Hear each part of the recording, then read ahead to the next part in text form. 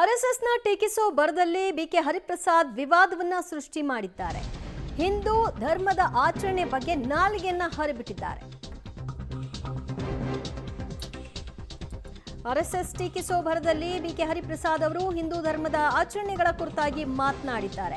RSS ಟೀಕಿಸುವ ಭರದಲ್ಲಿ ಹಿಂದೂಗಳನ್ನ ಕೆರಳಿಸುವ ಕೆಲಸಕ್ಕೆ ಕೈ ಹಾಕಿದ್ದಾರೆ.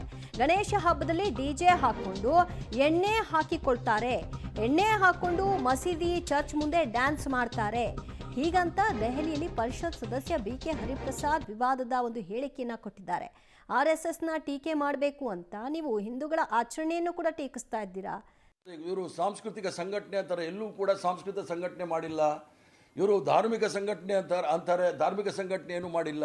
ಗಣೇಶ ಅಣ್ಣಮ್ಮ ಮಾರಮ್ಮದ್ದು ಹಬ್ಬ ಆಗುವ ಸಂದರ್ಭದಲ್ಲಿ ಡಿಜೆ ತೆಗೆದುಕೊಂಡ್ಬಂದು ಎಣ್ಣೆ ಹಾಕೊಂಡು ಮಸೀದಿ ಮುಂದೆ ಡ್ಯಾನ್ಸ್ ಆಡು, ಚರ್ಚ್ ಮುಂದೆ ಡ್ಯಾನ್ಸ್ ಆಡು ಅನ್ನೋದು ಹೇಳ್ಕೊಂಡಿದ್ದಾರೆ. ಇದು ಧರ್ಮ ಅಲ್ಲ. ಮತ್ತು ಇವರು ಸಾಂಸ್ಕೃತಿಕ ಸಂಘಟನೆ ಅಂತಾರೆ, ಎಲ್ಲೂ ಕೂಡ ಸಾಂಸ್ಕೃತಿಕ ಸಂಘಟನೆ ಮಾಡಿಲ್ಲ. ಇವರು ಧಾರ್ಮಿಕ ಸಂಘಟನೆ ಅಂತಾರೆ, ಧಾರ್ಮಿಕ ಸಂಘಟನೆ ಏನು ಮಾಡಿಲ್ಲ. ಗಣೇಶ ಅಣ್ಣಮ್ಮ ಮಾರಮ್ಮದ್ದು ಹಬ್ಬ ಆಗುವ ಸಂದರ್ಭದಲ್ಲಿ ಡಿಜೆ ತೆಗೆದುಕೊಂಡ್ಬಂದು ಎಣ್ಣೆ ಹಾಕೊಂಡು ಮಸೀದಿ ಮುಂದೆ ಡ್ಯಾನ್ಸ್ ಆಡು, ಚರ್ಚ್ ಮುಂದೆ ಡ್ಯಾನ್ಸ್ ಆಡು ಅನ್ನೋದು ಹೇಳ್ಕೊಂಡಿದ್ದಾರೆ. ಇದು ಧರ್ಮ ಅಲ್ಲ. ಇನ್ಯಾವುದು ಧರ್ಮ ಅನ್ನೋದರ ಬಗ್ಗೆ ಇವರಿಂದ ಪಾಠ ಕಲಿಬೇಕಾದಂತಹ ಅವಶ್ಯಕತೆ ಹಿಂದೂಗಳಿಗಿಲ್ಲ. ಗಣೇಶ ಹಬ್ಬದ ಆಚರಣೆ ಯಾಕಾಗಿ ಬಂತು ಅನ್ನೋದರ ಬಗ್ಗೆ ಅರಿವಿದ್ದವ್ರು ಈ ರೀತಿ ಮಾತನಾಡಲ್ಲ.